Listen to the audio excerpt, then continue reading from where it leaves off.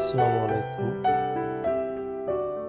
আজ আপনাদের দেখাবো 14টি প্লেয়ারের উপর নির্মিত 40 ফুট দৈর্ঘ্য এবং 30 ফুট প্রস্থে অর্থাৎ 1200 স্কোয়ার ফিটের 1 ইউনিট ফ্লোর প্ল্যান।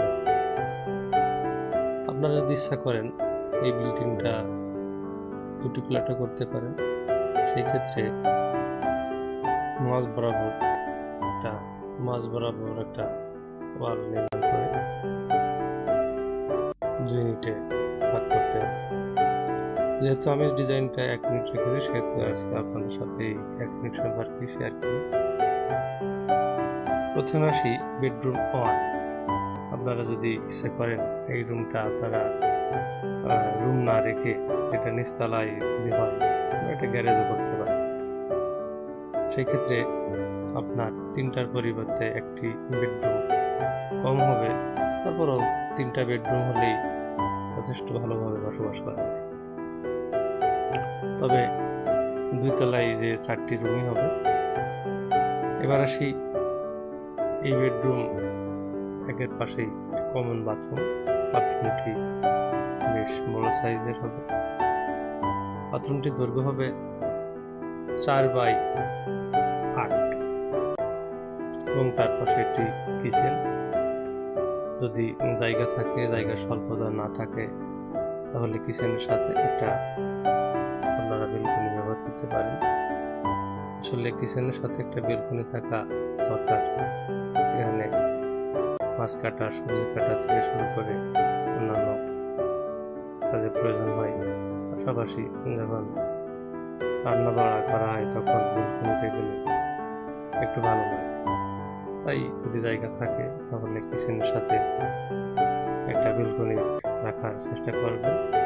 আমি অবশ্য রাখিনি, কারণ যাতে আপনাদের 1 ইঞ্চি জমি নষ্ট না হয়, সেই কারণে আমি অতিরিক্ত শুধু বেলকনিতেই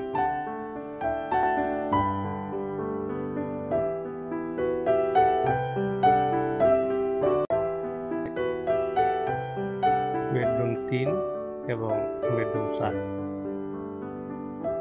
বেডরুম 4-এর সাথে একটা অ্যাটাচড বাথরুম আছে, এটা আপনারা একটা কমোড ব্যবহার করবেন। আসলে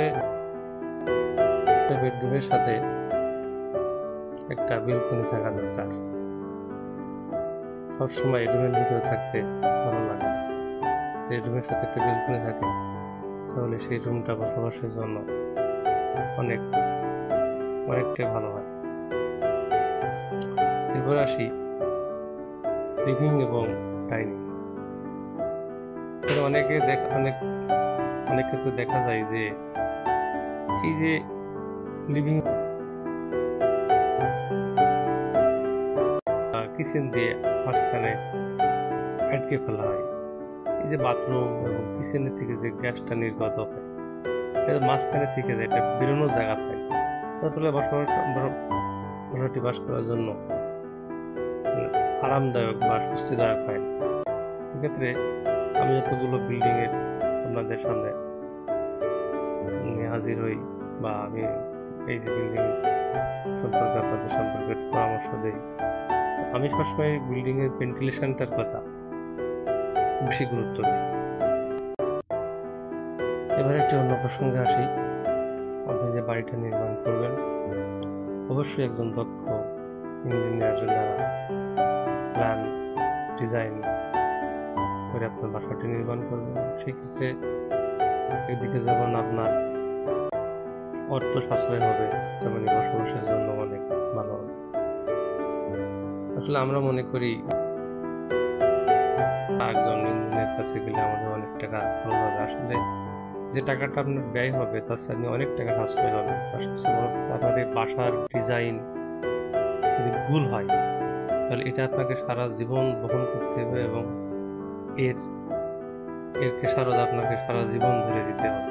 সুতরাং আপনার কষ্ট অর্জিত টাকা দিয়ে যাতে যে বাসাটি করবেন সে বাসাটির জন্য বসবাসের